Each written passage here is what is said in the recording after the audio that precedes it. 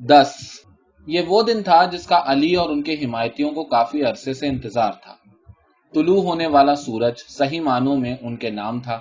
جنگ جمل میں حیران کن فتح کے بعد پہلی بار ایسا لگ رہا تھا کہ علی کے پیر واقعی جم چکے ہیں، لیکن اس کے ساتھ اسی تابناک دن میں ان کی فتح کا سورج ہزاروں نیکوکار مسلمانوں کے خون سے گہنایا ہوا بھی تھا۔ علی کو یہ احساس بھی ضرور ہی کچوکے لگاتا ہوگا کہ وہ چیز جس کی ایک طویل عرصے تک تمنا کیے رکھی ہاتھ آتے ہی اب کھسکنا شروع ہو چکی تھی۔ انہیں خلافت سنبھالے بمشکل 4 ہی ماہ گزرے تھے اور اس دوران کیا سے کیا ہو گیا۔ اب وہ صرف 4.5 برس ہی مزید اس منصب پر ٹک پائیں گے۔ اوائل دور کے اسلامی مورخین نے جس طرح علی کے اس مختصر دور خلافت کا حال بیان کیا ہے، اس پر ہر لحاظ سے کلاسیکی المیہ کا گماں ہوتا ہے۔ کلاسیکی المیہ ایک ادبی اصطلاح ہے جس سے مراد کسی تاریخی شخصیت کے ساتھ پیش آنے والے واقعات کا ایسا تسلسل ہے جو ارسطو کے بقول پڑھنے سے دلوں میں خوف اور رحم کے جذبات پیدا کر دیتا ہے۔ تاریخ میں جس شخص کی یہ کہانی ہے وہ انتہائی پارسا اور راست باز حکمران ہے جو اپنی شخصی خوبیوں کے ہاتھوں زیر ہو جاتا ہے۔ تفصیل سے پڑھیں تو یہ ایک ایسے آدمی کی داستان معلوم ہوتی ہے جو انتہائی اصول پسند واقع ہوا ہے۔ وہ مرتے دم تک اپنی اصلیت یعنی بنیاد سے جڑا رہتا ہے اور اسی کی وجہ سے قتل بھی کر دیا گیا۔ یہ ایک ایسے حکمران کا قصہ ہے جو دوستوں اور دشمنوں دونوں کی عداوت اور بغض کا برابر شکار ہوا، یہاں تک کہ اس کی قسمت نے بھی ساتھ نہیں دیا۔ بدقسمتی کا دور پہلے دن ہی شروع ہو گیا اور تب تک چلتا رہا جب تک کہ وہ تھک ہار کر جان سے ہاتھ نہیں دھو بیٹھا۔ تقدیر کا لکھا ان کی زندگی اور اختیار دونوں کو ہی لے ڈوبا۔ مثلاً علی نے خلافت کن حالات میں سنبھالی تھی؟ یہ فاسد اور بگڑا ہوا زمانہ تھا، ایسی صورتحال تھی جس پر ان کا کوئی بس نہیں چلتا تھا۔ انہوں نے اپنے تئیں عثمان کے قتل کو روکنے کی بہتری کوشش کی، لیکن سب بے سود ثابت ہوا، بلکہ حالات بگڑتے ہی چلے گئے۔ اگرچہ انہوں نے اپنی زندگی کے 25 سال اسلام کی بقا اور امت کے بیچ اتحاد کو قائم رکھنے کے لیے قربان کر دیے اور جانی مانی فہم و فراست کو پس پشت ڈال دیا تھا، اپنے اس مطالبے سے پیچھے ہٹ کر بسر کی جو ان کے تئیں جائز حق تھا، لیکن پھر بھی معاملات یوں بگڑے کہ جیسے ریت ہاتھوں سے پھسل جاتی ہے۔ اس سب کے باوجود بھی وہ ابھی تک امت کو یکجا رکھنے کا تہیہ کیے ہوئے تھے، مگر وہ جو تدبیر کر لیں، پھوٹ اور بدامنی کا یہ بھیانک خواب ختم ہونے میں نہیں آئے گا۔ جس قدر اس سے کنی کترائیں گے اتنی ہی تندی سے سیدھا مرکز میں لا کر کھڑے کر دیے جائیں گے۔ اس داستان میں فتنے کا اژدہا انہیں نگل لے گا۔ قسمت نے علی کے ساتھ عجب کھیل کھیلا تھا، تاریخ انہیں عجب موڑ پر لا کر چھوڑ گئی تھی۔ کسی نے کیا خوب کہا ہے کہ دعا مانگنے میں بھی احتیاط کرنی چاہیے اور خواہش دیکھ بھال کر پالنی چاہیے۔ لڑائی کے بعد جب علی میدان جنگ میں بکھری لاشوں میں سے ہر شخص کے سر پر کھڑے ہو کر اس کے حق میں دعا مانگتے ہوں گے، ایک کے بعد دوسرے واقف کار کو یوں بدحال ہوتا ہوا دیکھتے ہوں گے، تو ان کے دل و دماغ میں صرف ایک ہی بات گردش کرتی ہوگی جو سہ پہر کو عائشہ بھی کہہ گئی تھی۔ ہر لاشے کو دیکھ کر وہ بھی یہی سوچ رہے تھے کہ یہ دن دیکھنے سے پہلے وہ مر کیوں نہیں گئے۔ علی نے عائشہ کے ساتھ صلہ رحمی کا سلوک کیا تھا، انہیں بخش دیا تھا۔ اگر وہ نہ بھی کہتی تو علی اچھائی سے ہی پیش آتے، لیکن ان کی طبیعت میں یہ نرمی بھی کس کام آئی؟ فتنہ تو پھر بھی ناسور کی طرح پھیل گیا۔ ان کی فطرت میں پائی جانے والی خوبیاں خانہ جنگی کو تو روک نہیں لگا سکی۔ جس چیز کا سب سے زیادہ خوف تھا وہی ہو کر رہی۔ اس سے بھی بدتر یہ تھا کہ علی کی طبیعت میں یہ بھلائی اگر ابھی تک امت کے کسی کام نہیں آئی تو آخر کار ان کو بھی لے ڈوبے گی۔ وہ ابھی پوری طرح سے سمجھ نہیں پائے تھے، لیکن جلد ہی وہ اچھی طرح جان جائیں گے کہ یہ تو صرف ایک لڑائی تھی، اصل جنگ تو ابھی شروع ہوئی ہے۔ علی کا ڈراؤنا خواب ابھی تک ختم نہیں ہوا تھا۔ وہ نہیں جانتے تھے کہ اس جنگ میں کہیں زیادہ طاقتور اور مہیب حریف دور بیٹھا موقع تاڑ رہا ہے۔ دمشق میں شام کے گورنر معاویہ اس عرصے میں خاموشی سے علی کو خانہ جنگی میں گھرتے ہوئے دیکھتے رہے۔ معاویہ کے حکم پر عثمان کی خون آلود قمیص اور نائلہ کی کٹی ہوئی انگلیاں ابھی تک ہر روز نئے جوش و خروش سے مسجد کے منبر پر سجائی جاتی تھی۔ یہ نشانیاں ہر چڑھتے دن کے ساتھ علی کے ان حالات میں خلافت سنبھالنے کے جرم کا ثبوت بن کر شامی لوگوں کے دل و دماغ میں گھر کر رہی تھی۔ اگرچہ شامی فوجیوں نے تو عثمان کے قتل پر فوراً انتقام کی ٹھان لی تھی، لیکن معاویہ کو جلدی دکھانے کی کوئی ضرورت نہیں تھی۔ وہ انتظار کر رہے تھے کہ اگر عائشہ کامیاب ہو کر ان کے حصے کا کام بھی کر لیتی ہیں تو ظاہر ہے انہیں خواہ خواہ اس آگ میں کودنے کی کیا ضرورت تھی، لیکن اب چونکہ عائشہ کو شکست ہو چکی تھی اس لیے معاویہ نے اپنی چال چلنے کا فیصلہ کیا۔ معاویہ نے ناپ تول کر اندازہ لگایا کہ اگر علی فتح حاصل کرنے کے بعد عائشہ کے ساتھ اچھائی کا برتاؤ کر سکتے ہیں تو یہی فطرت ان کی کمزوری بھی ثابت ہو سکتی ہے۔ یہ ایسا ہتھیار ہے جو علی کو خود بخود تباہی کے دہانے تک لے جائے گا۔ یہ معاویہ نام جو ہے اس کی 4 صوتی لہریں ہیں، منہ، ہا، وی اور یا۔ آنے والی صدیوں میں اس نام میں ہر صوت، اس کا ہر لفظ اور ایک ایک حرف شیعہ کے یہاں دشنام کا عنوان بن جائے گا۔ شیعہ چاہے معاویہ کو برا بھلا کہیں یا ان کے نزدیک وہ شیطانیت کا نچوڑ ہوا کریں، لیکن حقیقت یہ ہے کہ اس دور میں معاویہ واحد شخص تھے جن کے پاس اتنی سیاسی بصیرت اور عقل تھی کہ اسلام علی کی موت کے بعد بھی باقی رہا۔ لوگ پھر سے اکٹھے ہوئے۔ جس طرح شیعہ ان کو یاد کرتے ہیں وہ کسی بھی طرح جیسے کسی فلم کا یکرخی ویلن ہوتا ہے ویسے نہیں تھے۔ ہاں یہ ضرور تھا کہ ان کی ظاہری شکل و صورت سے ایسا ہی گمان ہوتا ہو۔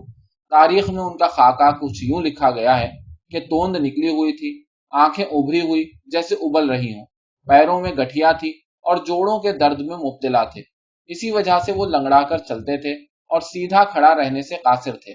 یہ تو ان کی ظاہری شکل و صورت تھی جس میں کئی عیب رہے ہوں گے، مگر ان جسمانی کمیوں کا ازالہ تیز اور غیر معمولی دماغ کی صورت پورا تھا۔ اگرچہ وہ علی کی طرح روحانی طور پر جوہر صفت تو نہیں تھے، مگر فن حرب سے مالا مال اور سیاسی طور پر چابک دست تھے۔ معاویہ کی گورنری میں شام کے معاملات انتہائی احسن طریقے سے چل رہے تھے۔ اکثر کہا کرتے انہیں کسی خوشنما جگہ پر پھوٹتے ہوئے تازہ پانی کے چشموں سے زیادہ کوئی چیز نہیں بھاتی۔ ان کا اشارہ شام کی طرف تھا۔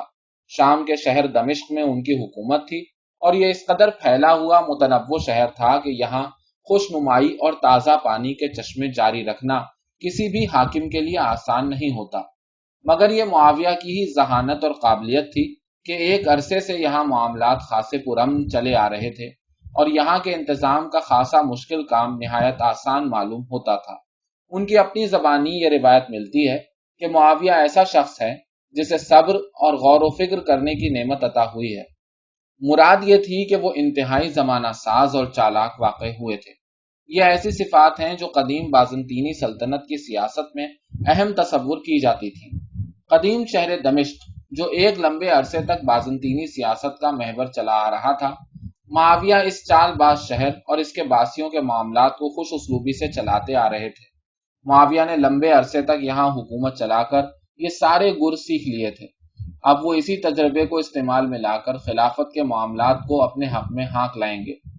معاویہ نے ایک دن عمر بن العاص جو ان کی فوج کے سپہ سالار اور نائب بھی تھے ان سے پوچھا، تمہاری مہارت اور چالاکی کی حد کیا ہے؟ جرنیل فخر سے بولا، میں کبھی ایسی صورتحال سے دوچار نہیں ہوا کہ مجھے اس مشکل سے نکلنے کی تدبیر معلوم نہ ہو۔ معاویہ نے یہ سن کر قہقہہ لگایا اور نہلے پر دہلا پھینک کر بولے، مجھے دیکھو، میں کبھی کسی بھی ایسی صورتحال میں پھنسا ہی نہیں کہ اس سے نکلنے کی تدبیر سوچنے کی ضرورت پیش آیا کرے۔ 8 صدیاں پہلے میکائیولی نے ایک کتاب لکھی تھی جس کا عنوان شہزادہ تھا۔ معاویہ اس عنوان کی بہترین مثال ہیں۔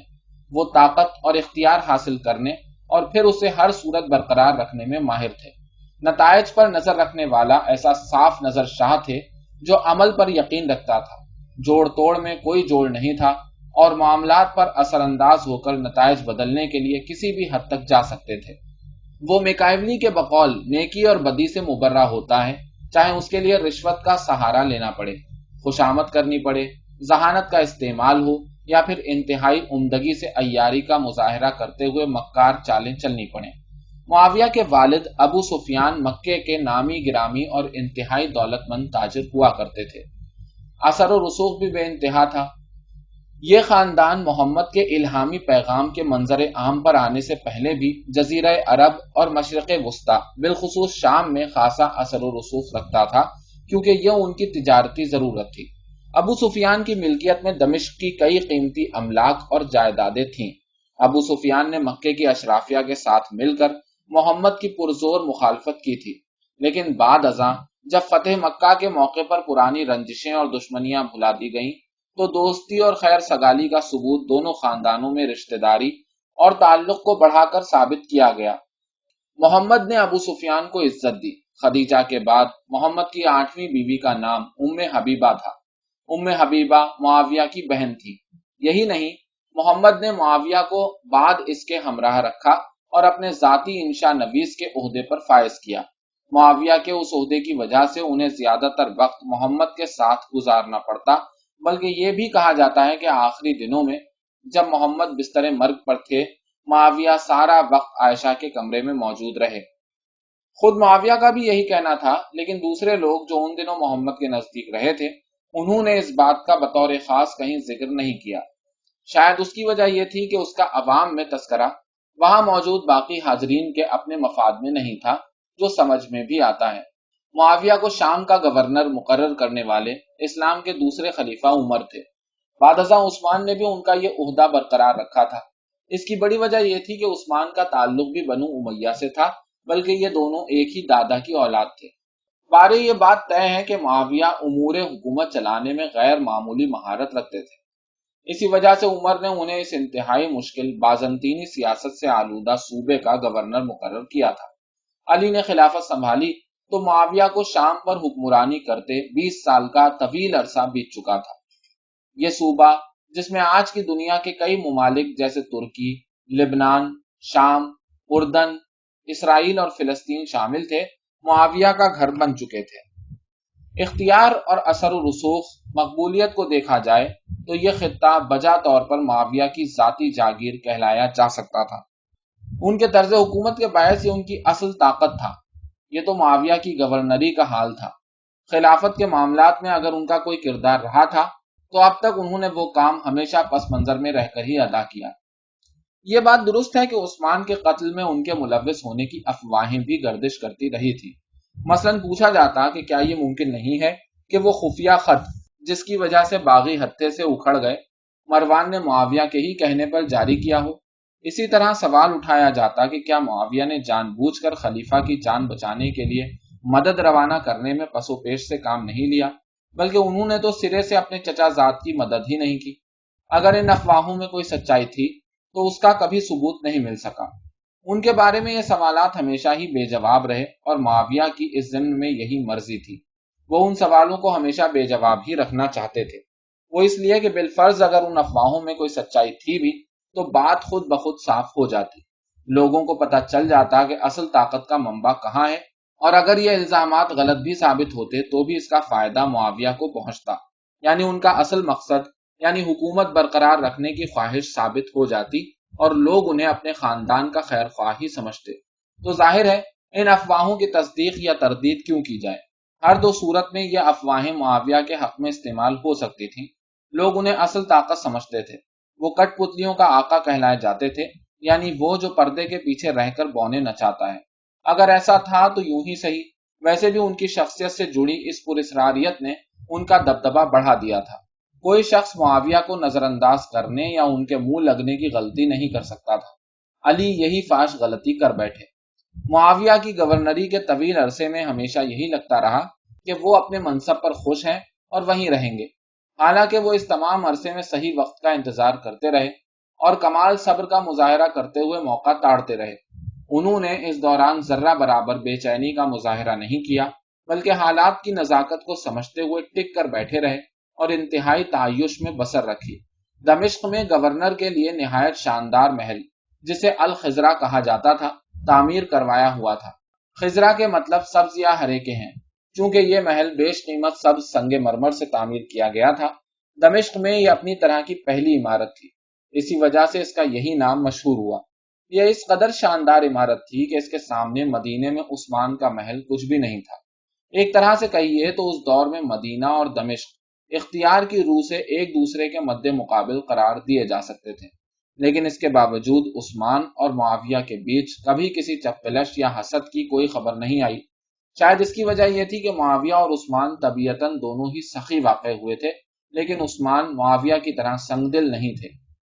معاویہ اور عثمان میں یہی فرق تھا۔ عثمان نے شام کے گورنر کی خلیفہ کے مقابلے میں یوں ریاست کے اندر ایک ریاست کو پنپتے دیکھ کر بھی کوئی رد عمل ظاہر نہیں کیا۔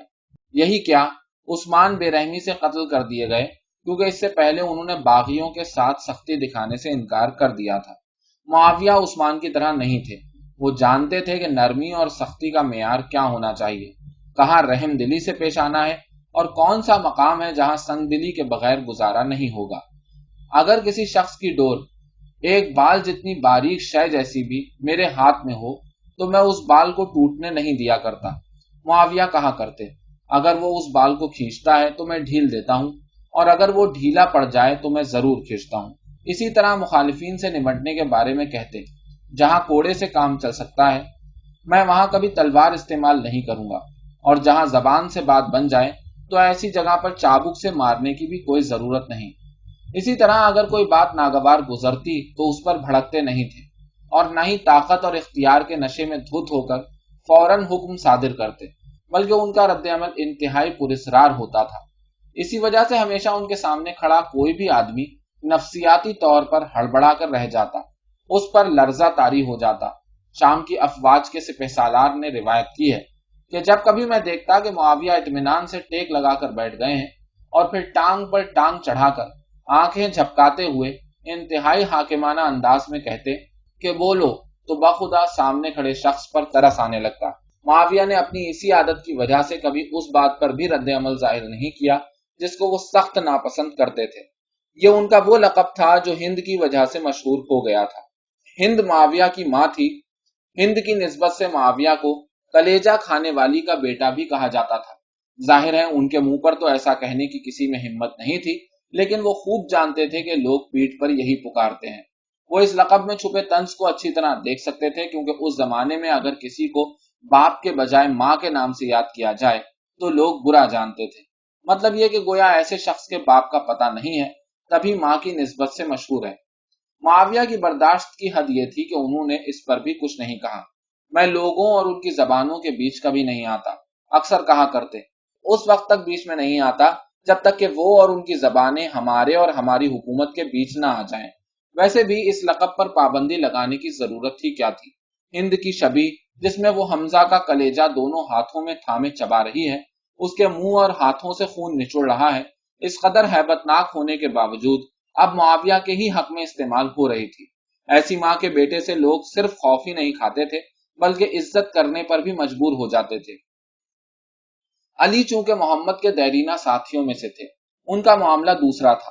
وہ کسی بھی طرح سے معاویہ سے دبنے والے نہیں تھے۔ جو ہی خلیفہ مقرر ہوئے، ان کا ارادہ عثمان کی طرز حکومت کی روش کو توڑنا تھا۔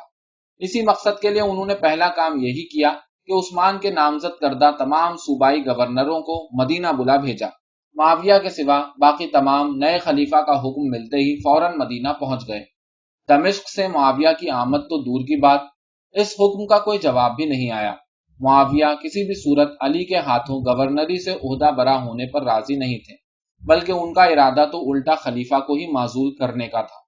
علی کے مشیران نے ان خدشات کا کھلے عام اظہار کیا اور خبردار کیا کہ معاویہ کو اپنے ساتھ ملائے رکھنا انتہائی ضروری ہے، اور اس کا ایک ہی طریقہ ہے، وہ یہ کہ ان کا عہدہ یعنی شام کی گورنری برقرار رکھی جائے۔ کہا یہ گیا کہ بجائے معاویہ کو تیش دلائیں، علی کو سیاست سے کام لینا چاہیے، یعنی یہ کہ فی الوقت معاویہ کو ان کے حال پر چھوڑ دیا جائے، بلکہ بہلاوے سے کام لیتے ہوئے للو پچو یا وعدے پر ٹرخائیں، معاملات سنبھل جائیں تو صحیح وقت آنے پر، یعنی یہ کہ جب علی کے پیر جم جائیں، مشیران خود ہی گورنر سے نپٹ لیں گے۔ اگر آپ فی الوقت معاویہ کو بیعت پر راضی کر لیں تو انہیں جلد ہی ان کے عہدے سے ہٹانے کی ذمہ داری میری ہے۔ علی کے ایک سپہ سالار نے وعدہ کیا۔ میں یقین دلاتا ہوں کہ اس عارضی سیری کے بعد میں معاویہ کو صحرا کے بیچ لے جا کر ایسی جگہ چھوڑاؤں گا جہاں اس کو آگے اور نہ ہی پیچھے کا کوئی راستہ سجھائی دے گا۔ اس طرح اے علی، آپ کو کوئی نقصان پہنچے گا اور نہ ہی اس پر کوئی ندامت ہوگی۔ علی نے یہ تجویز سختی سے مسترد کر دی۔ ترکی بہ ترکی جواب دیا، مجھے کوئی شک نہیں کہ تمہاری یہ تجویز اس دنیا کے لیے انتہائی کارآمد ہے، لیکن مجھے تمہاری اور نہ ہی معاویہ کی پوشیدہ چالوں سے کوئی لینا دینا ہے۔ میں اپنے ایمان میں یوں کھوٹ نہیں لگا سکتا اور نہ ہی اپنے کسی آدمی سے اس طرح کی کسی بےایمانہ سازش کی توقع رکھتا ہوں۔ معاویہ کو کسی بھی صورت گورنر کے عہدے پر برقرار نہیں رکھا جا سکتا۔ میں صحیح وقت تک تو کیا 2 دن کے لیے بھی اسے اس طرح کی حکمرانی کی اجازت نہیں دے سکتا۔ لیکن ہوا کیا؟ جنگ جمل میں فتح کے وقت علی کو خلافت سنبھالے 4 ماہ گزر چکے تھے، مگر معاویہ ابھی تک شام کے گورنر تھے۔ معاویہ نے نئے خلیفہ کے ہاتھ پر بیعت بھی نہیں کی تھی۔ وقت آنے پر جواب بھی دیا تو اس میں کھلم کھلا انحراف تھا۔ علی کو خط لکھا، اے علی، دھیان سے کام لو اور اگلا قدم سنبھال کر اٹھائیو، ورنہ میرے ہاتھ بندھے نہیں ہیں۔ مجھ سے تمہیں اس قدر سخت جنگ ملے گی کہ یاد رکھو گے، یہ بھیڑ ہر شے کو ہڑپ کر لے گی، اس میں ہر چیز جل کر راکھ ہو جائے گی۔ عثمان کا قتل انتہائی گھناؤنا جرم تھا، اس قدر وحشت انگیز کہ جس نے سنا اسی کے بال سفید ہو گئے۔ اس کری جرم کا بدلہ سوائے میرے کوئی نہیں لے سکتا۔ معاویہ کا مقصد علی کو تیش دلانا تھا اور یہی ہوا۔ علی کا جواب غضبناک تھا، اللہ کی قسم، اگر معاویہ نے خلیفہ کے ہاتھ پر بیعت نہ لی تو میں اس کا معاملہ آہن سے طے کروں گا، اسے میری تلوار کا سامنا کرنا ہوگا۔ اگرچہ مشیران نے احتیاط برتنے کا مشورہ دیا تھا، مگر علی نے اس خط میں ان کے خدشات پر کان نہیں دھرے۔ وہ اس خط میں بار بار معاویہ کے ساتھ سختی سے نبٹنے کی قسم کھاتے رہے۔ علی کے ایک مشیر نے ان سے کہا، اے علی، تم یقیناً ایک جری اور بہادر آدمی ہو، مگر یاد رکھو تم لڑاکا نہیں ہو۔ تم جنگجو تو ہو، مگر جنگجوئی تمہارا میدان نہیں ہے۔ ابھی اس کی بات پوری نہیں ہوئی تھی کہ علی نے فوراً ٹوک دیا، کیا تم چاہتے ہو کہ میں ایک لکڑ بگھے کی طرح ٹانگوں میں سر دبائے ایک کونے میں دبکا رہوں؟ وہ لکڑ بگھا جو ہلکی سی آہٹ پر بھی خوف سے تھر تھر کانپنے لگتا ہے؟ پھر مجھے بتاؤ میں حکومت کیسے کروں گا؟ میں خود اس صورتحال سے بچنا چاہتا ہوں۔ میرا ارادہ کسی بھی طرح جنگ و جدل نہیں ہے، لیکن اللہ گواہ ہے میں تمہیں بتا رہا ہوں، سوائے تلوار کے کوئی دوسرا حل نہیں ہے۔ ہم کہہ سکتے ہیں کہ اس مشیر نے علی کو اچھی طرح پہچان لیا تھا۔ علی اصل جنگجو تھے، ایسا جنگجو جو لڑنے کو تیار رہتا ہے مگر جنگ سے نفرت کرتا ہے، بالخصوص خانہ جنگی سے تو وہ کوسوں دور بھاگتا ہے۔ علی کو اگرچہ جنگ کی چاہ نہیں تھی، پھر بھی جنگ جمل لڑی۔ اس سے یہ پتہ چلتا ہے کہ بھلے قیمت کچھ بھی ہو، وہ اپنے مقاصد اور نظریات سے پیچھے ہٹنے والے نہیں تھے۔ اگر اس کے لیے لڑنے کی نوبت آئی تو بھیڑ جائیں گے۔ وہیں یہ بھی ہے کہ یہ جنگ علی کی مرضی نہیں تھی، تاریخ گواہ ہے کہ وہ آخری وقت تک اس سے بچنے کی کوشش کرتے رہے اور قریب تھا کہ امن پا لیا جاتا، مگر ایسا نہیں ہوا۔ اور اب ایک دفعہ پھر وہ بھرپور تیاری کے ساتھ میدان میں اتریں گے، مگر مزید خون ریزی سے حتی الامکان بچنے کی سرتوڑ کوششیں کریں گے۔ ان کا خیال یہ ہوگا کہ اب تک شاید معاویہ بھی خانہ جنگی کے بارے میں وہی خیالات پال چکے ہیں جو ان کے اپنے بن گئے تھے۔ شاید یہ دونوں ہی خانہ جنگی کی ہولناکی کو سوچ کر ایک نئی جنگ سے باز رہیں۔ آنے والے وقت میں کئی لوگ کہیں گے کہ علی سادہ لوح واقع ہوئے تھے، یہاں تک کہ اکثر کے نزدیک تو یہ سراسر حماقت تھی۔ کچھ ایسے بھی ہیں جن کا خیال یہ ہے کہ علی کو اپنی عزت اور منزلت کا احساس اور یہ فخر لے ڈوبا۔ وہ معاویہ کے خلاف فوجی اقدامات سے ہچکچا رہے تھے۔ معاملہ یہ تھا کہ ایک راست باز شخص کا مد مقابل ایسا آدمی تھا جو ہر طرح کی حدود سے خود کو مبرہ سمجھتا تھا۔ لیکن بات یہ ہے کہ سمجھ بوجھ اور فہم و بصیرت ہمیشہ ہی اچھی چیز ہوتی ہے۔ یہ دونوں ہی سمجھتے تھے کہ علی اور معاویہ کے بیچ جاری تندی اور پھر دور باشی کی اصل وجہ یہ تھی کہ اگر حق حکمرانی ایک طرف تھا تو سیاسی مہارت دوسرے کے ہاتھ میں تھی۔ کسی ایک کو دوسرے پر سبقت حاصل نہیں تھی، بلکہ یہ برابری کی ٹکر تھی۔ اب یہاں صرف عقیدت مند ہی ہوں گے جو یہ سمجھیں گے کہ شاید راست بازی کا پلڑا بھاری ہوگا، ورنہ آگے چل کر ہم دیکھیں گے کہ آخرکار بات دوسرے کی ہی چلے گی۔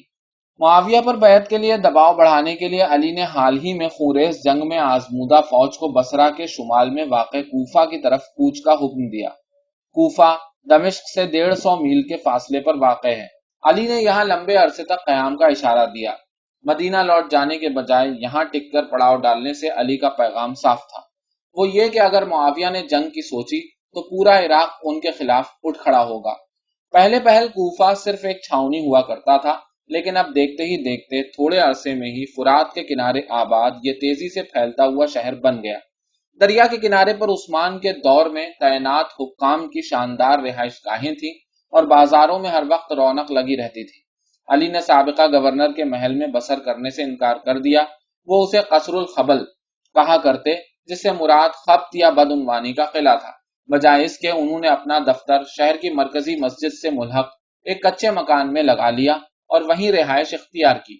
اعلان کیا گیا کہ اب مزید محلات کی تعمیر نہیں کی جائے گی، یہاں ہرے سنگ مرمر کی کوٹھیاں نہیں ہوں گی، اہل و عیال کے ساتھ کسی بھی طرح سے رعایت نہیں برتی جائے گی اور اقربا کے ساتھ کسی بھی قسم کا سلوک ترجیحی طور پر روا نہیں ہوگا۔ اسی طرح عوامی فلاح کے معاملات میں قطعاً منافع خوری برداشت نہیں کی جائے گی۔ خلیفہ عدل و احسان، انصاف کی عملداری کو یقینی بنائیں گے اور حکمرانی کا طرز دیانت اور صالحیت قرار پائے گا۔ کوفہ کے لوگ جلد ہی علی کے دل دادا ہو گئے۔ اس کی صرف یہی وجہ نہیں تھی، عدل و انصاف کے پرچار اور اس ضمن میں عملی اقدامات سے فرق تو پڑا تھا، جس کی وجہ سے لوگ علی سے کافی خوش تھے، مگر عراقیوں کی خوشی کی اصل وجہ کوفے کو نیا دارالحکومت بنانے کا فیصلہ تھا۔ کوفہ صحیح معنوں میں اسلامی سلطنت کا مرکز بن چکا تھا۔ یہاں کے باسی اب صوبائی گنوار اور جاہل اجڑ بدو نہیں تھے، وہ اسلام اور امت کے نئے مرکز کی اکائی تھے، اور جس شخص نے انہیں یہ امتیاز دلایا تھا یہ اس کے گن گاتے تھے۔ انتہائی تیزی سے پھیلنے والے اس شہر میں خلیفہ بھی آ گئے تو یہاں جلد ہی طرح طرح کے لوگ آنے لگے۔ سامان تجارت لیے تجار، فصلیں اور اجناس اٹھائے دہقان، صنعت کار، مزدور پیشہ کاریگر، دانشور، عالم اور فنکار۔ الغرض یہ شہر جلد ہی خطے میں وہ حیثیت اختیار کر گیا جیسا آج کی دنیا میں تیزی سے آگے بڑھتے اور پھیلتے ہوئے کئی شہروں کی مثال دی جا سکتی ہے۔ جیسے آج ویسے ہی تب بھی اس تنوع کی وجہ ان شہروں میں بہتر طرز زندگی کے واقعی مواقع تھے یا ان شہروں کی بابت ایسا مشہور ہوتا تھا۔ فارس کے لوگ، افغانی، عراقی اور کرد، جو اگرچہ اسلام قبول کر چکے تھے مگر ابھی تک ان کی حیثیت دوسرے درجے کے مسلمانوں کی چلی آ رہی تھی، علی کی خلافت میں وہ امت کا برابر حصہ قرار دیے گئے اور سب کے ساتھ مساوات کا سلوک ہوا۔ عمر کے زمانے میں پنپنے والی عربوں کی امتیاز سے متعلق سوچ اور بعد ازاں عثمان کے دور میں امویوں کی برتر حیثیت پر اصرار ماضی کا قصہ بن چکے تھے۔ علی پیغمبر کے عزیزوں اور رشتہ داروں میں سب سے قریبی ساتھی تھے۔ وہ اب ایک دفعہ پھر سے لوگوں کو نبی کے اصل الہامی پیغام یعنی عدل، برابری اور امت کی یگانگت کی طرف لے جائیں گے۔ جلد ہی علی کے زیر انتظام علاقے کے مسلمانوں میں اتحاد اور یکجہتی کے آثار دوبارہ نظر آنے لگے۔ علی کوفہ میں مستقل بنیادوں پر منتقل ہونے کا ارادہ نہیں رکھتے تھے۔ منصوبہ یہ تھا کہ معاویہ کے ساتھ شام کے معاملات نبٹتے ہی وہ فوراً مدینہ لوٹ جائیں گے، لیکن آگے چل کر ہم دیکھیں گے کہ وہ دوبارہ کبھی مدینہ نہیں جا سکیں گے۔ ایک دفعہ جب یہاں جم گئے تو یہ بھی ہوا کہ اسلامی سلطنت کی طاقت خود بخود ہی عرب سے نکل کر اس خطے بالخصوص کوفہ میں منتقل ہونے لگی۔ معاویہ ایک عرصے سے یہی چاہتے تھے۔ وہ پہلے ہی یہاں شام میں بسر رکھتے تھے، بلکہ اب تک تو یہی ان کی اصل طاقت کا گڑھ تھا۔ اب اس طرح یعنی علی کے ہاتھ پر بیعت سے انکار کے جھگڑے میں انہوں نے اپنی اس سوچ کو بھی غیر ارادی طور پر عملی جامہ پہنا دیا۔ یہ معاویہ کی سرکشی تھی جو علی کو یہاں تک لے آئی تھی، اور علی کے پیچھے پیچھے اختیار خلافت اور ساری طاقت بھی یہاں آ گئی تھی۔ اور آگے چل کر ہم دیکھیں گے کہ معاویہ کی یہی کھلم کھلا حکم عدولی عراق کو شیعت علی کا مرکز بھی بنا دے گی۔ اسلام میں شیعہ اسلام یہی پروان چڑھے گا۔ خیر یہ تو حالات کی نشاندہی ہے، ورنہ اسلامی طاقت کے مرکز کا عرب سے نکل آنا اچنبھے کی بات نہیں، جلد یا بدیر ایسا ہو کر رہتا۔ وجہ یہ ہے کہ چونکہ عراق مشرق وسطیٰ کے وسط میں واقع ہے تو ظاہر ہے اس خطے کو چلانے کے لیے ساری طاقت قدرتی طور پر یہیں آن کر ٹکتی۔ اس خطے میں دجلہ اور فرات کے دریا بہتے تھے۔ ان دریاؤں کے کناروں پر واقع نشیبی میدان انتہائی زرخیز تھے۔ شمال میں جزیرے کی ہری چراگاہیں تھیں اور قدیم تجارتی شاہراہیں اور تہذیبی مراکز اسی خطے میں واقع تھے۔ ایک طرح سے کہیے تو عراق کی مثال مشرق وسطیٰ کے قلب کی سی تھی۔ اگر اسلامی سلطنت کی طاقت کا مرکز اب عراق بن چکا تھا تو یہ کوئی انوکھی بات نہیں تھی۔ اس سے پہلے کی سلطنتوں کا مرکز بھی یہی خطہ رہا تھا، جیسے یہیں پر قدیم شہر بھی آباد چلے آ رہے تھے۔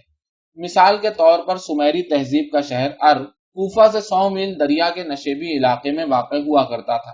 اشوریوں کی قدیم سلطنت کا دارالخلافہ نینوا آج کے عراقی شہر موصل کے قریب ہی آباد رہا۔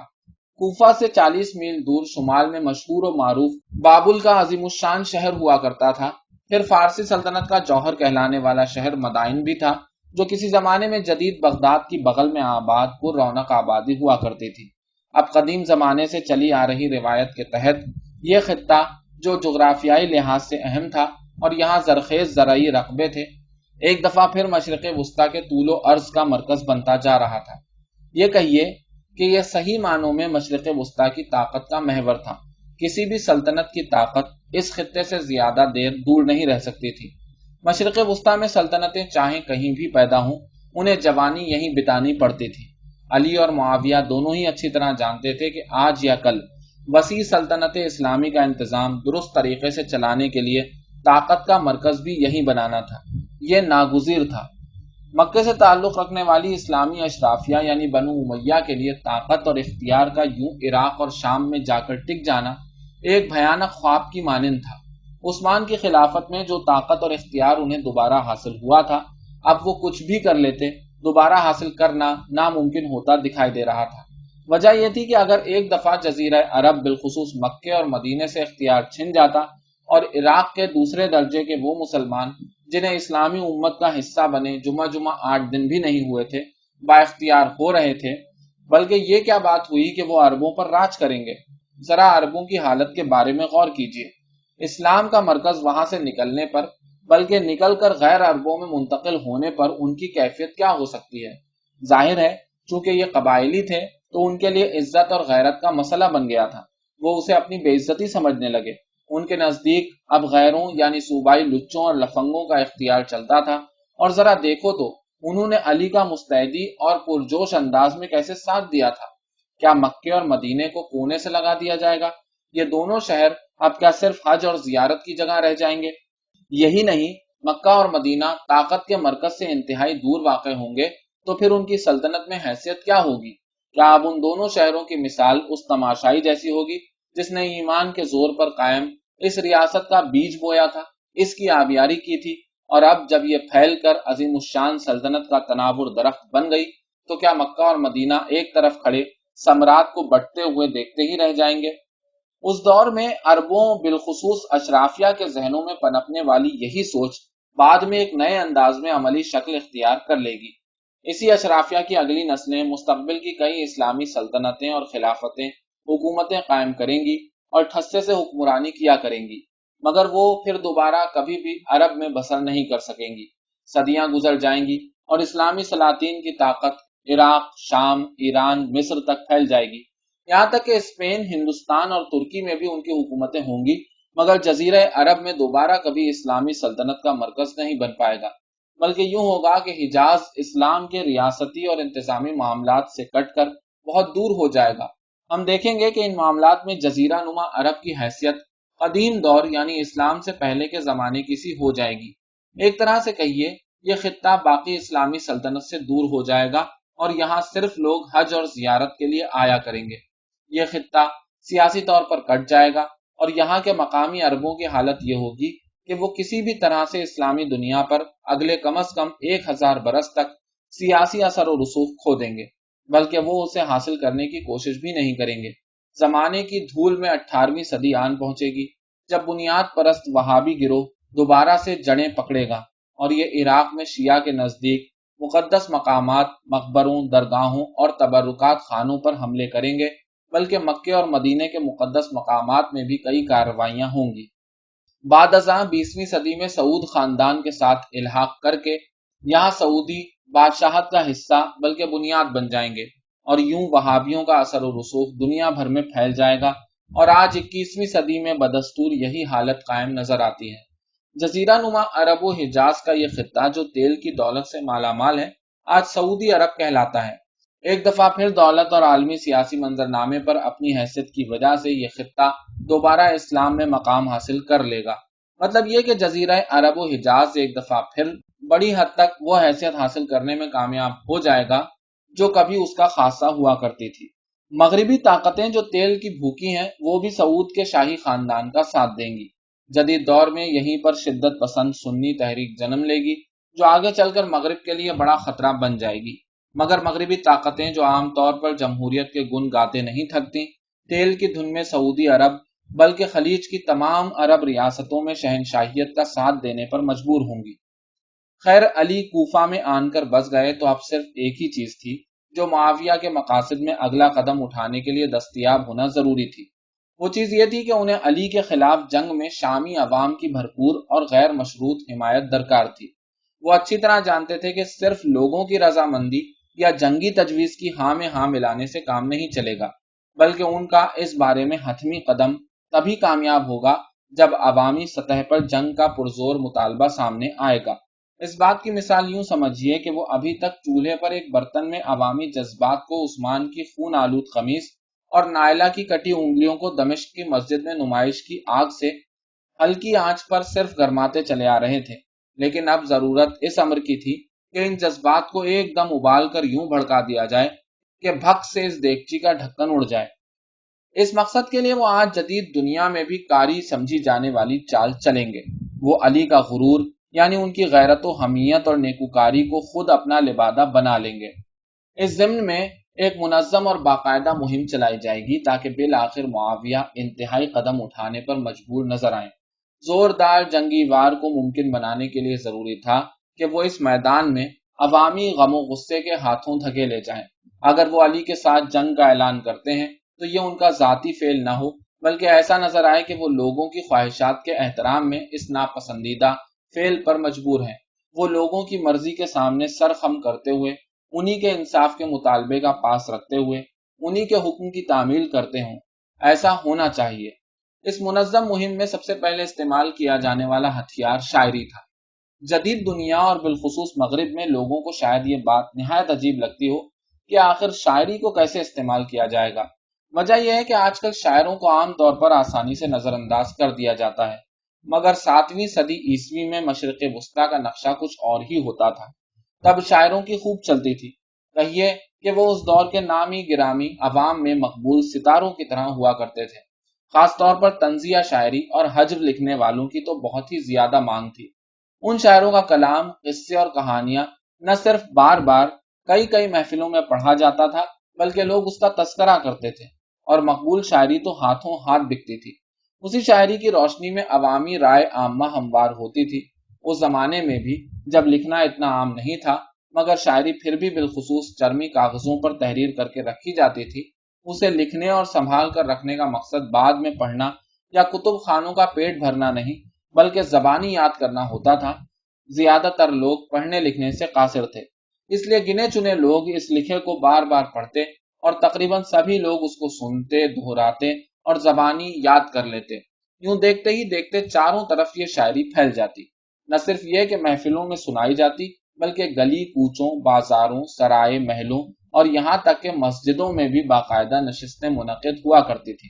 جس کلام میں زیادہ کاٹ ہوتی اور جو شعر یا جملہ اندر تک کاٹ سکتا، اس کی مانگ بھی اتنی ہی زیادہ ہوا کرتی تھی۔ ایسے اشعار اور طنزیہ جملے دیر پا گردش میں رہتے اور اکثر ضرب المثل کا روپ دھار لیتے۔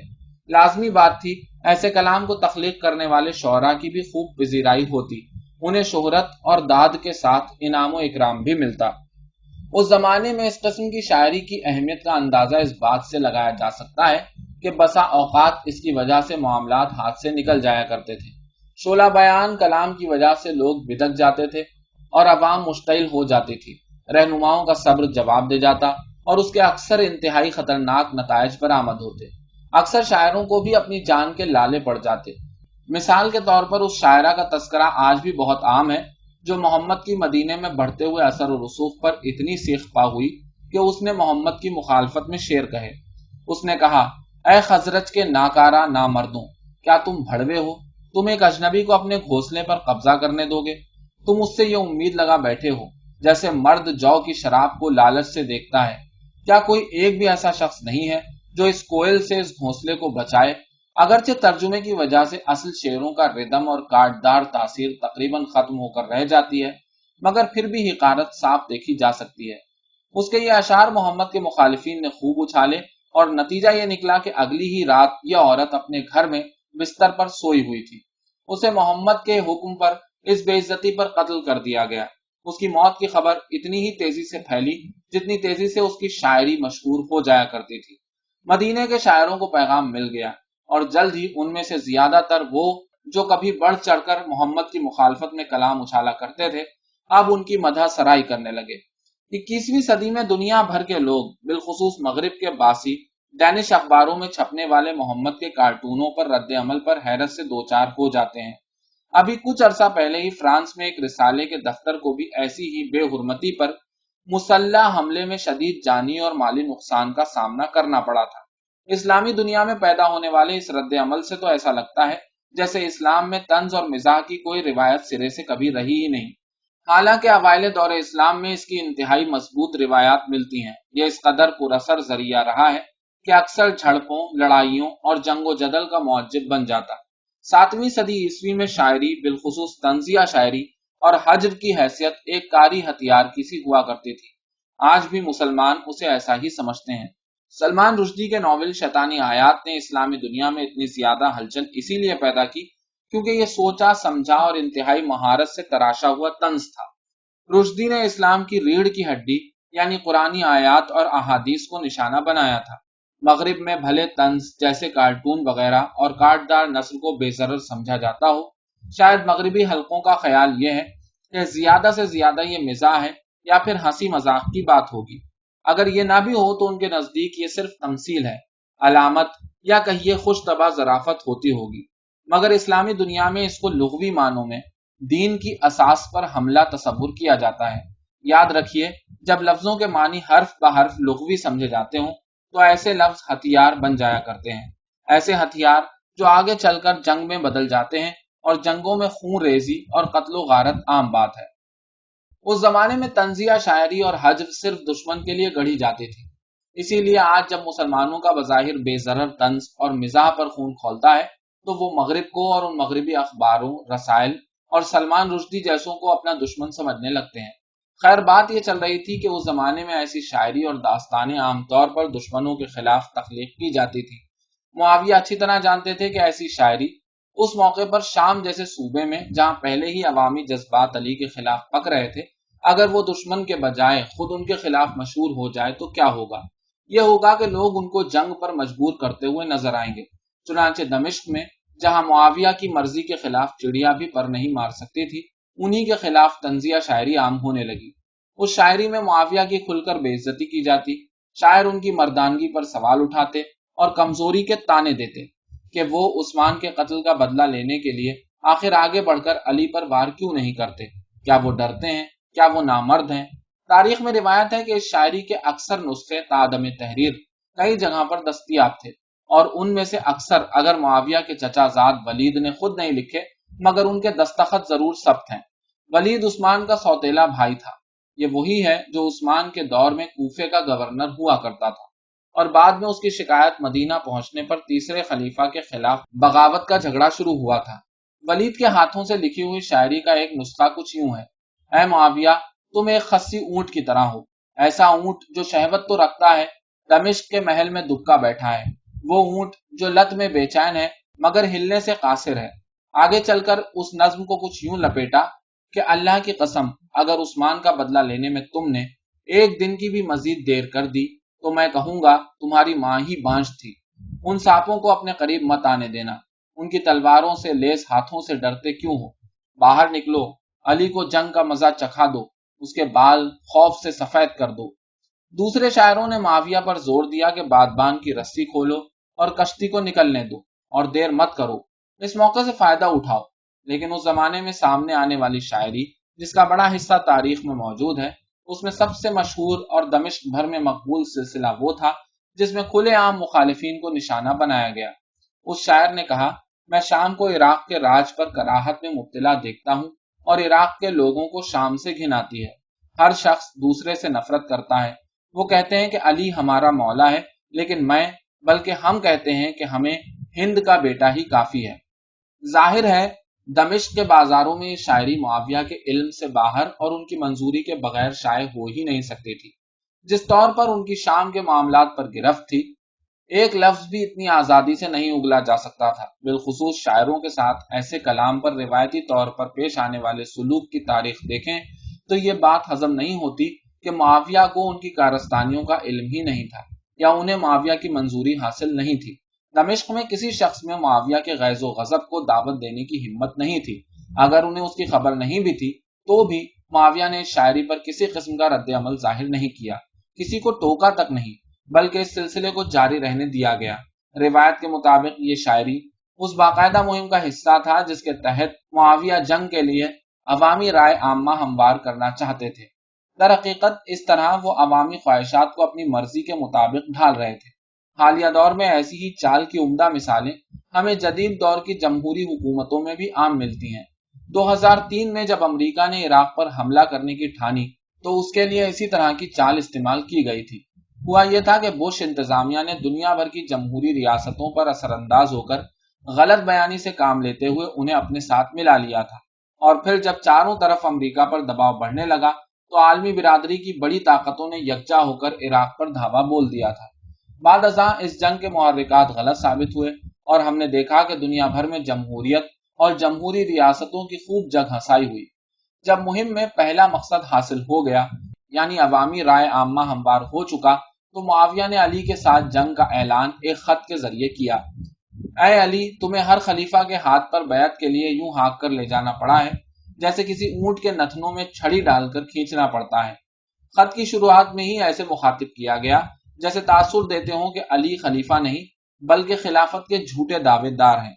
इस खत में मुआविया ने अली पर लोगों को उस्मान के खिलाफ चोरी छुपे और खुलेआम बगावत पर उकसाने का इल्जाम लगाया। कहा कि उस्मान के कातिल तुम्हारी रीढ़ की हड्डी, तुम्हारे मददगार, तुम्हारे हाथ और तुम्हारे मुसाहिबीन थे, और ये कि शाम के लोग तुम्हारे साथ उस वक्त तक जंग करते रहेंगे जब तक कि तुम इन कातिलों को हथियार डालने पर मजबूर नहीं कर देते। अगर तुम ऐसा करते हो तो खलीफा का इंतखाब शूरा के जरिए तमाम मुसलमानों की नुमाइंदगी के तहत होगा। कभी ये इख्तियार हिजाज के लोगों के हाथ में था, मगर उन्होंने इसके इस्तेमाल को तर्क कर दिया। अब ये हक शाम के लोगों के पास है। दूसरे अल्फाज में ये इख्तियार मुआविया के हाथ में था। शाम के गवर्नर खुद खलीफा बनने के लिए तैयार थे और अपने इरादे साफ जाहिर कर रहे थे। सन 657 में गर्मा के मौसम के अवाइल में शामी और इराकी फौजें सुफैन के मैदान में आमने सामने खड़ी होंगी। सुफैन का मैदान दरियाए फुरात के मगरिब में वाक़ है। आजकल ये इलाका शाम के शुमाली सूबे का हिस्सा है। अली की अफवाज दरिया के साथ साथ कूफे से 500 मील दूर शुमाल की जानिब निकल आईं। वो जितनी दूर जाते हवा उतनी ही बेहतर होती जाती। फुरात के नशेब में जो हब्स और नमी की कैफियत रहा करती थी, सुफैन के मैदानों में नहीं थी। शुमाल की जानिब जिस कदर आगे बढ़ते मिट्टी चिकनी और दरिया का दहाना तंग होता जाता।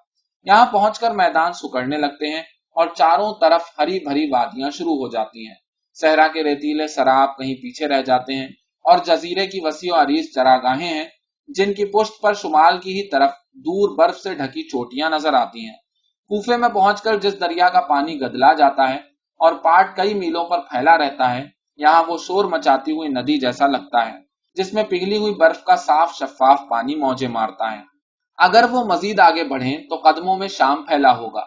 शाम में दौलत और खुशहाली से मालामाल शहर दमिश्क है, जिसकी हैसियत इस पूरे खित्ते में एक ताज की सी है। यकीनन इस लश्कर में शामिल हर शख्स ने दमिश्क के बारे में सुन रखा था। कई तो यहाँ आते जाते भी रहे थे। वो जानते हैं कि दमिश्क में खुशहाली है, यहाँ नहरें बहती हैं, हरे भरे दरख्त हैं और बाजारों में तरह तरह के विदेशी फल मिल जाते हैं। यहाँ सब्ज महल है जिसके मामूली से कोने खुदरे की तामीर में भी कीमती संगे मरमर का इस्तेमाल किया गया है और उसके अंदर हीरे और जवाहिरात भरे हैं। कई तख्त हैं जिन पर कीमती पत्थर जड़े हैं और शहर भर में जहां देखिए ताजा पानी के चश्मे फूटते हैं। सहरा के बासियों के लिए ताजा पानी का ख्याल ही ताबनाक होता है।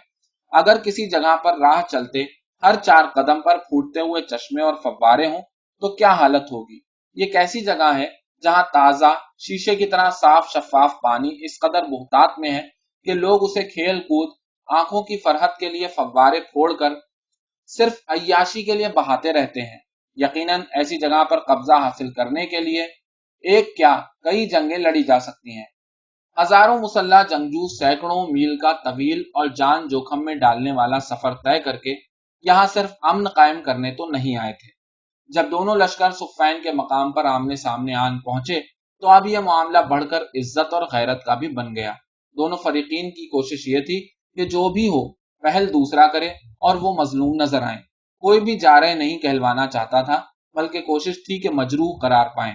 कई हफ्तों तक ये लश्कर यहीं जमा रहे और हमले में पहल करने से गुरेज़ां थे। इक्का दुक्का झड़पें और मुंह दर मुंह झगड़े हुए, मगर इनसे वो असर नहीं हुआ जो जंगे जमल में महदूद पैमाने पर शुरू होने वाली लड़ाई से हुआ था। यानी एकदम ही खौफनाक जंग शुरू हो गई थी। बल्कि उन झड़पों पर तो ये गुमा हो रहा था जैसे मकसद नुकसान पहुंचाना नहीं बल्कि सिर्फ मश्क करना हो। गिने चुने हथियारों का इस्तेमाल होता और कोशिश होती कि जानी नुकसान ना होने पाए।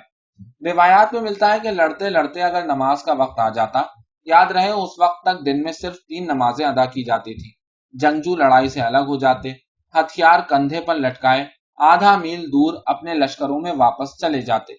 उन दिनों की एक एक याददाश्त एक शख्स ने कुछ यूं बयान की है कि रात गए तो ये भी होता कि दोनों लश्करों में से लोग अपने घोड़ों पर सवार होकर दूसरे के खेमों में पहुंच जाते और रात भर बैठे बातें करते और मशरूबात से तवाज़ो की जाती। आखिर ये जंगजू आपस में क्या बातें करते थे? जाहिर है जेर बहस मामला यही झगड़ा रहता होगा जिसके फौजी हल के लिए वहां वो जमा थे। जंगजू ही नहीं, लश्करों के सिपह सालार और रहनुमा भी आपस में बदस्तूर बातचीत जारी रखे हुए थे। इस मकसद के लिए दोनों लश्करों के पड़ाव के बीच में वुस्ती मैदान में एक मजबूत चबूतरे पर मचान कसकर ऊपर पिंडाल बना दिया गया। पिंडाल की इतराफ में दोनों लश्करों के झंडे लहरा रहे थे। यहां अली और मुआविया के लश्कर के वफूद जमा होते और मुज़ाकरात के दौर चलते। मकसद एक दूसरे के इरादों की खबर रखना और बातचीत से तस्फिये की कोशिशों को आगे बढ़ाना था। मुआविया को मुज़ाकरात के इन अदवार में वाज़ेह बरतरी रहा करती थी। उसकी वजह यह थी कि उनके वफूद का सियासी और सिफारती मामलात का वसी तजर्बा था। दमिश्क बाज़ंतीनी सल्तनत में सियासत और सिफारत का गढ़ हुआ करता था। शामी तेज लोग थे। फिर यह भी था कि मुआविया अली के खाना जंगी के बारे में खदशात और हौलनाकी पर मुतफक्किर रहने की कैफियत से पूरी तरह आगाह थे। अली पहले ही इस जंग में खूंरेज लड़ाई लड़ चुके थे, जिसके नतीजे में उन्हें फतह मिल गई थी, मगर भारी नुकसान पर सिवाय अफसोस के कुछ हाथ नहीं आया था। अब मुआविया अली के इन्हीं खदशात और हिरास को अपने फायदे के लिए इस्तेमाल करने के रास्ते ढूंढेंगे। मुआविया को बेशक हर लिहाज से बरतरी हासिल होती, मगर बहरहाल उनसे बेहतर कौन समझ सकता था कि अगर मकासद हल हो सकते हैं तो फिर उसके लिए खामखा कत्ल गारत और बदअमनी की क्या जरूरत है। अगरचे मुआविया ने एक खत के जरिए अवामी सतह पर अली से खिलाफत से अलग होकर मुस्ताफी होने का मुतालबा किया था, लेकिन अब वहीं उन्होंने अपने वफूद को उसका एक मुतबादिल हल भी तजवीज करने को कहा, जिसके लिए बतौर खास राजदारी बरतने की ताकीद की थी। यह हल कुछ यूं रिवायत है कि उन्होंने कहा कि अली और मुआविया आपस में जंग से बच सकते हैं अगर वो इस्लामी सल्तनत को बांट दें। तजवीज के मुताबिक शाम, फिलिस्तीन और मिस्र का सारा इख्तियार और महसूलात मुआविया को मिलती और अली के पास इराक, फारस और जजीरा नुमा अरब का इख्तिदार होता। इस हल के तहत सल्तनत सही मानों में यानी अम्र वाक़ई तकसीम हो जाती। अरब फतूहात से पहले तकरीबन यही तकसीम बाज़ंतीन और फारस की सल्तनतों में पाई जाती थी। यही सरहदें थीं और इसी तरह की सूरत हाल रहा करती थी। सिर्फ फर्क यह था कि तब शहनशाह हुआ करते थे और अब एक के बजाय दो खलफा हुआ करेंगे। जाहिर है अली ने इस तजवीज को यकसर मुस्तरद कर दिया और यह गैर मुतवक्का नहीं था। इसमें हैरानी की कोई बात नहीं, क्योंकि अली ने हमेशा उम्मत की यकजहती का नारा बुलंद किया था। अगरचे यह तजवीज आखिरकार नाकाम ही ठहरती, मगर एक लिहाज से यह अली के लिए बेइज्जती की बात थी। यानी एक तरफ तो उनकी सोच पर जर्ब थी और दूसरी तरफ चूंकि वो अब खलीफा थे, उनकी सरपरस्ती में खिलाफत का बढ़ जाना नाकामी ठहरती। गैरत का मसला बनकर हो सकता था कि इस तरह अली तैश खा जाते और फौरन ही हमला कर देते, और यूं फिर भी यानी तजवीज रद्द होने की सूरत में भी मुआविया मजरूह और अली जारह मशहूर हो जाते। इसके बजाय कि अली जंग शुरू करते, उन्होंने जंगो जदल को टालने की एक आखिरी कोशिश की। वो घोड़े पर जिरा पहनकर पूरी तरह मुसल्ला होकर चबूतरे तक गए और मुआविया को खुद बाहर निकलकर सामने आने को कहा। उनकी आवाज पहली सफों को साफ सुनाई दे रही थी। उन्होंने शाम के गवर्नर को दस्त बदस्त लड़ाई के लिए ललकारा। कहा कि बजाय लश्कर आपस में भिड़कर खून की नदियां बहाएं, वो दोनों लड़ मरकर इस सारे झगड़े का मौके पर फैसला कर लेते हैं। जो बच जाए वही खलीफा कहलाएगा। मुआविया का नायब, जो एक जरी और जाना माना जंगजू था, नाम अमरो था और उन्होंने मिस्र में इस्लाम के लिए फतह हासिल की थी। ये मोहम्मद के देरीना साथियों में से एक थे। अमरो ने मुआविया को मशवरा दिया कि वो अली की इस मुंह दर मुंह लड़ाई पर राजी हो जाएं, चूंकि वो खुद जंगजू थे। जंगजुओं की सी ही गैरत में कहा, ऐसा नहीं हो सकता कि एक शख्स सामने खड़ा ललकार रहा हो और कोई पीछे हट जाए। ऐसे मौके पर इनकार की कोई वजह नहीं होती। फिर जोर देकर कहा, अली ने तुम्हें इंतहाई मुनासिब तजवीज पेश की है। लेकिन मुआविया को खामखा गैरत दिखाने की कोई जरूरत नहीं थी। वो इस तरह की सिफात और आदात को अली के लिए ही रख छोड़ेंगे। वो हकीकत पसंद थे और इंतहाई अमली शख्स वाक़ई हुए थे। फौरन ही जवाब लौटाया, ये किसी भी तरह से मुनासिब तजवीज नहीं है। अली ने हमेशा उस शख्स को मौत के घाट उतारा है जिससे मुंह दर मुंह लड़ाई की है। वो जानता है कि उसका हाथ ऊपर होगा। अली मुआविया के इस इनकार के बाद सिवाय जंग के कोई रास्ता नहीं था। अली वहीं से वापस मुड़े और अपने लश्कर की सफों में जा पहुंचे। لشکر کے تیار کھڑے جنگجوؤں کو مخاطب کر کے تقریر کی، شامی صرف اس دنیا کی خاطر لڑ رہے ہیں تاکہ وہ اس فانی جگہ پر بادشاہ کہلائیں اور غاصب طریقے سے حکمرانی کرتے پھریں۔ اگر انہیں آج جیت ہوئی تو یاد رکھو تمہاری جان اور مال محفوظ نہیں رہیں گے، بلکہ تمہارا ایمان اور خدا پر یقین بھی بیچ کھائیں گے۔ آگے بڑھو اور ان سے آج لڑو، ورنہ اللہ تم سے ہمیشہ کے لیے اسلام کی حکمرانی چھین لے گا، اور یاد رکھو اگر خدا نے تم سے یہ نعمت چھین لی پھر دوبارہ تم کبھی سر اٹھا کر چلنے کے قابل نہیں رہو گے۔ پرزور تقریر سے لشکر میں جوش اور خروش دیدنی تھا۔ جنگجو نعرے بازی کرنے لگے اور کانوں پڑی آواز سنائی نہ دیتی تھی۔ علی نے اپنی تقریر جاری رکھی اور ان کی آواز بلند ہوتی گئی، جیسے وہ ہزاروں کے لشکر سے بھی اونچا بولتے ہوں، گویا دہاڑ رہے ہوں۔ لہجے میں سفاکی پیدا کرتے ہوئے اپنے جنگجوؤں کا دیر تک پرجوش تقریر سے خون گرماتے رہے، انہیں جری اور بہادر گردانا اور انہیں حق سے محکوم قرار دیا۔ دشمن کے چھکے چھڑا دو، انہوں نے کہا، اس وقت تک وار کرو جب تک کہ تلوار کی ضربوں سے کھوپڑیاں ٹوٹ نہ جائیں اور آنکھیں باہر نہ نکل آئیں۔ ایسے وار کرو کہ آنکھیں پھٹ کر چہرے پر بہنے لگیں اور ان کے سینے خونم خون ہو جائیں۔ اب کی بار جنگ شروع ہوگی تو نماز کے لیے بھی لڑائی نہیں رکے گی۔ اب چھوٹی موٹی جھڑپیں اور مشقیں نہیں ہوں گی، ایک دوسرے کے خیموں میں آنے جانے کی فرصت نہیں ہوگی اور بات چیت کا ہر راستہ بند ملے گا۔ جنگ صفین 3 دن تک جاری رہی۔ لڑائی اتنی شدید تھی کہ دوسری رات اندھیرے میں بھی جاری رہی۔ اس رات کو لوگ بعد ازاں چیخ و پکار کی رات کے نام سے یاد کیا کریں گے۔ کہتے ہیں اس رات چاروں طرف جنگجو مرد دہاڑتے رہے، گھوڑوں کی ہنہناہٹ اور تلواریں ٹکراتی تو رات کی خاموشی میں عجیب شور سنائی دیتا۔ وقفے وقفے سے جب کوئی شخص زخمی ہو کر گرتا یا مرنے لگتا، اس کی چیخیں اور درد سے کراہیں آسمان سر پر اٹھا لیتی۔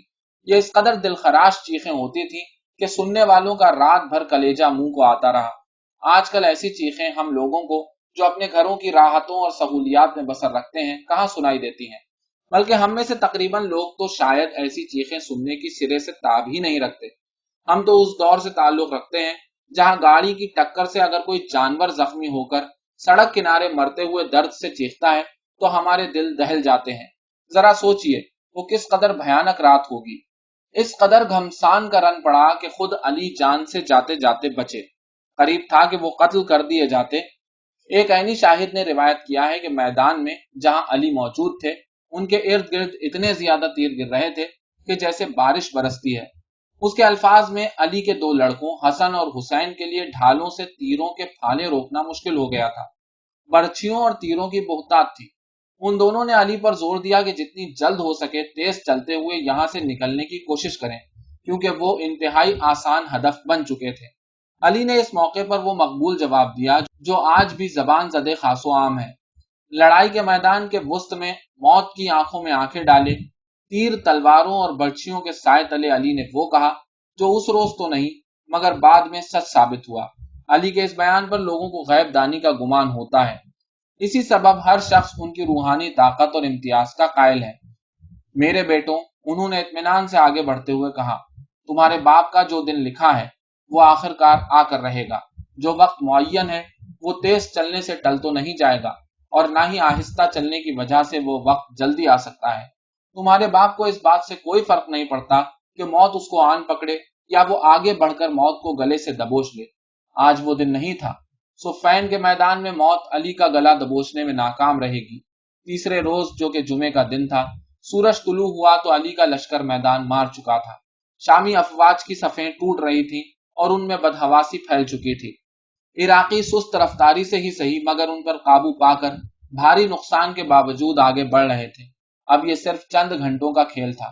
ایسا لگ رہا تھا کہ جلد ہی علی کی فوجیں معاویہ کے لشکر پر حتمی فتح حاصل کر لیں گی۔ یہ صورتحال دیکھ کر معاویہ کے معاون امروں نے انہیں قائل کر لیا کہ جو بازی کسی بھی طرح سے جیتی نہ جا سکتی ہو اس کو پلٹنے کا صرف ایک ہی طریقہ ہے، عیاری اور چال بازی سے کام لینا چاہیے۔ کہا کہ انہیں یعنی معاویہ کو چونکہ روحانیت اور پارسائی سے کچھ لینا دینا نہیں تھا تو پھر فکر کی چندہ ضرورت نہیں، وہ چاہیں تو ایمان اور الہام ربانی کو دفاع کے لیے بھرپور استعمال کیا جا سکتا ہے۔ معاویہ جلد ہی مان گئے۔ چنانچہ میدان جنگ کی بدلتی ہوئی صورتحال کو دیکھتے ہوئے شامی افواج کو حکم جاری ہوا کہ وہ کسی بھی صورت پیچھے نہ ہٹیں۔ ہتھیار ڈالنے کی تو سرے سے کوئی ضرورت نہیں تھی، بلکہ قرآن کے تحریری نسخے जो चरमी कागज पर लिखे गए थे मैदान जंग में लाए गए। उन नुस्खों को मुआविया के लश्कर में शामिल नामी गिरामी और जरी घुड़सवारों में बांट दिया गया। अहकामात ये थे कि हर घुड़सवार नुस्खे का एक चरमी कागज बाकी नुस्खे से अलहदा करे और अपनी बर्छी की नोक में पिरोकर सीधा अली के लश्कर में जा घुसे। बजाय ये कि मुआविया की फौज हथियार डालने के रिवायती तरीके या जिसे आम तौर पर अमन की इस्तदा कहा जाता है, सफेद झंडे लहराने के बजाय मुआविया और अमरों के हुक्म पर कुरान लहराएंगी। दुनिया भर में कोई ऐसा सफेद झंडा नहीं होगा जो बर्छियों की नोक पर पिरोए हुए कुरानी नुस्खों का मुकाबला कर सके। घुड़सवार ये चरमी कागज जिन पर कुरानी आयात तहरीर थी लहराते जाते और साथ ही ऊंची आवाज में पुकारते जाते कि अल्लाह के लिए लड़ाई बंद कर दो, तुम्हें रब का वास्ता ये खून रेजी बस कर दो, तुम्हें कुरान की कसम इस इल्हामी कलाम पर खून के छींटे मत पड़ने देना, तुम मुसलमान मर्द हो, अपने हथियार नीचे कर लो। जहां देखते कि इराकी बदस्तूर लड़ने पर आमादा है, शामी फौजी मुआविया के बताए अल्फाज दोहराने लगते, जिनको सुनते ही खुद ब खुद लड़ाई रुक जाती। वो चिल्लाते, अल्लाह के लिए बस कर दो, अल्लाह की किताब, अल्लाह के नाम को हमारे बीच फैसला करने दो। अली ये देखकर हैरत और गम गुस्से से दंग रह गए। पुरानी आयात को यूं बर्छियों की तेज धार नोक पर लहराना तो दूर की बात, ऐसा सोचना भी बेहुरमती के जुमरे में आता था। मगर यहाँ तो जान बचाने और दुनिया पाने के लिए लोग ये भी कर गुजरे थे। यकीनन अली की फौजें यही समझ रही थी कि शामी अमन की इस्तदा कर रहे हैं, वो मिन्नत कर रहे हैं। अली का ख्याल था कि जैसा वो इस फेल से बदजनी महसूस कर रहे हैं, उनकी फौजें भी शायद उसे इतना ही बदतर अमल समझ रही होंगी। वो भी मुआविया की चाल को भांप चुकी होंगी, इस करतब को अच्छी तरह जान चुकी होंगी। उन्होंने मुकद्दस किताब को यूं इसलिए लहरा रखा है ताकि तुम्हें धोखा दे सकें। अली अपने फौजियों पर चिल्लाए, उनका मकसद तुम्हें घात लगाकर मारना है, वो तुम्हें अपने जाल में फंसा रहे हैं। लेकिन अगर अली के साथियों में से आधों को उनका मुद्दा समझ में आ रहा था, तो बाकी के आधे इस चाल को समझने से कासिर थे। वो चिल्लाकर अली को जवाब देने लगे, जब हमें अल्लाह की किताब का नाम लेकर वास्ता दिया जाए तो फिर हमें उसका एहतराम करना चाहिए। हम कुरान के खिलाफ तो जंग नहीं कर सकते। फौजी टुकड़ियों के सिपह सालारों के बार बार हुक्म के बावजूद भी हुआ ये कि अक्सरियत ने हथियार फेंक दिए और पीछे हट गए। फतह से सिर्फ एक कदम की दूरी पर अली देखते रह गए कि किस तरह उनके हाथ से जीत छीन ली गई। अल्लाह की कसम, अली अपने फौजियों पर बरस रहे थे, मेरी बात याद रखना कि तुम्हें बेवकूफ बना दिया गया। लेकिन जाहिर है ऐसे मौके पर इस्तदलाल कहाँ काम करता है, ईमान के सामने दलील कहाँ ठहर सकती है। उस्मान के कत्ल के मौके पर कुरानी नुस्खों पर खून के छींटे गिरे थे। वो शबी अभी तक लोगों के दिलो दिमाग में ताजा थी। वो किसी भी सूरत दोबारा उसी तरह मुकद्दस किताब की यूं बेहुरमती यानी इंसानी खून से उसे आलूदा करने पर राजी नहीं होंगे। जो ही लड़ाई थमी, मुआविया ने फौरन ही अपना मकसद दोनों अफवाज के बीच में ला खड़ा किया। उस पैगाम रसा ने लिखा हुआ पैगाम ऊंची आवाज में ताकि ज्यादा से ज्यादा लोग सुन सकें पढ़कर सुनाया, जिसमें यहां से आगे बढ़ने का नया तरीका पेश किया गया था। तजवीज ये थी कि खिलाफत संभालने का जो झगड़ा है, बजाय ये कि इंसान को अल्लाह को खलीफा चुनने का इख्तियार दिया जाए। इसके लिए लड़ाई नहीं बल्कि कुरान से रुजू किया जाए। दोनों फरीकीन को चाहिए कि अपने भरोसेमंद नुमाइंदों का इंतखाब करें जो सालिस का किरदार अदा करेंगे। वो मिलजुल कर बाहमी इत्तेफाक राय से इस मसले का हल तजवीज करेंगे। वही फैसला करेंगे कि खलीफा बनने का हकदार कौन है। यूं मुआविया ने बाकायदा तौर पर न सिर्फ खुद को खिलाफत के उम्मीदवार के तौर पर नामजद कर दिया, बल्कि कुरान को बीच में लाकर उसे मुज़ाकरात का जरिया भी बना दिया। तारीख में पहली बार कुरान एक सियासी हथियार के तौर पर इस्तेमाल होने जा रहा था। अली उस दौरान कदम कदम पर मात खाते जा रहे थे। वो हैरान और परेशान, आंखें फाड़े मुआविया की चालों को सिर्फ देख ही सकते थे। कम से कम अली के पास उनका कोई तोड़ नहीं था। वो साफ साफ देख सकते थे कि मुआविया ने किस तरह सूरत हाल को अय्यारी से बदल कर रख दिया था। ये निहायत अजीब बात है कि एक इंतहाई दुनियादार शख्स किस तरह अकीदे और ईमान को एक इंतहाई रूहानियत पसंद शख्स के खिलाफ हथियार के तौर पर इस्तेमाल कर रहा था। अली की फौजें मजबूती से अपनी जगह पर जमकर खड़ी थी और फौजी किसी भी तरह से मजीद लड़ाई पर आमादा नहीं थे। कुछ न बन पड़ा तो अली के पास सिवाय इसके कोई चारा न रहा कि वो सालसी की इस तजवीज को मान लें। ऐ लोगों, भूलना मत कि मैंने तुम्हें इससे मना किया था। उन्होंने तजवीज कबूल करने से पहले अपने जंगजुओं से कहा, तुम देख लेना कि इससे तुम्हारी कुव्वत जाती रहेगी, तुम्हें हर तरफ से तबाही मिलेगी और तुम्हें विरासत में पस्ती और कम मायगी मिलेगी। मुझे तुम पर शर्म आती है। تمہاری مثال اس ڈرپوک اور کم اصل اونٹنی کی طرح ہوگی جو نجاست کے ڈھیر میں گھس کر بیٹھی گلی سڑی کھرچن ڈھونڈتی پھرتی ہے۔ یاد رکھو، تم آج کے بعد پھر کبھی عروج نہیں دیکھ سکو گے۔ علی کو مدینہ میں خلیفہ مقرر ہوئے ابھی 1 سال سے بھی کم عرصہ گزرا ہوگا۔ جنگ جمل کے بعد معاملات کے ہاتھ سے کھسکنے کا احساس رہا ہوگا، مگر جنگ صفین میں پیش آنے والے واقعات کے بعد یقین ہو گیا کہ ان کی حکومت زیادہ دیر چل نہیں سکے گی۔ ایک مارکا تو سر کر لیا تھا، وہ یہ لڑائی بھی تقریباً جیت چکے تھے، مگر اب یہاں پیدا ہونے والی صورتحال کے بعد جنگ بتدریج ہارتے چلے جائیں گے۔